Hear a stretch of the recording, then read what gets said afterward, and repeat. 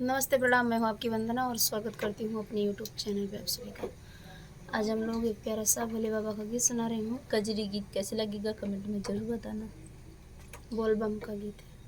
हम के गेरुआ रंग के सड़िया लियाई द पिया, देव घर घुमाई द पिया ना।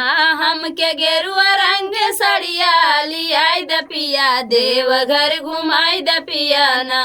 कौनो चली ना बहाना ना त बंद करब खाना, कौनो चली ना बहाना ना त बंद करब खाना। तोहर सुनब ना कहूँ मजबूरी पिया, बाटे जरूरी पिया ना। तोहर सुनबई ना एक मजबूरी पिया, बाटे जरूरी पिया ना। हमके गेरुआ रंग के सड़िया लियाई द पिया, देव घर घुमाई द पिया ना। हमके गेरुआ रंग के सड़िया लियाई द पिया, देव घर घुमाई द पिया ना। अगर सड़िया ना ले आई बगर माया के पछतैबा, अगर सड़िया ना ले आई बगर माया के पछतैबा। हमहु तो से बनाई ले दूरी पिया, बाटे जरूरी पिया ना। हमहु तो से बनाई ले दूरी पिया, बाटे जरूरी पिया ना।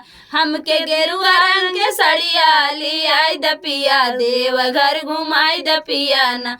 हमके गेरुआ रंग सड़िया लियाई द पिया, देव घर घुमाई द पिया ना। लाई दया खिया के कजरा लाई द बरवा के गजरा, लाई दया खिया के कजरा लाई द बरवा के गजरा। खाए खातिर लाई द हमके पानी पूरी पिया, बाटे जरूरी पिया ना। खाए खातिर हमें लाई द पानी पूरी पिया, बाटे जरूरी पिया ना। हमके गेरुआ रंग के सड़िया लियाई द पिया, बाटे जरूरी पिया ना। हमके गेरुआ रंग के सड़िया लियाई द पिया, देव घर घुमाई द पिया ना।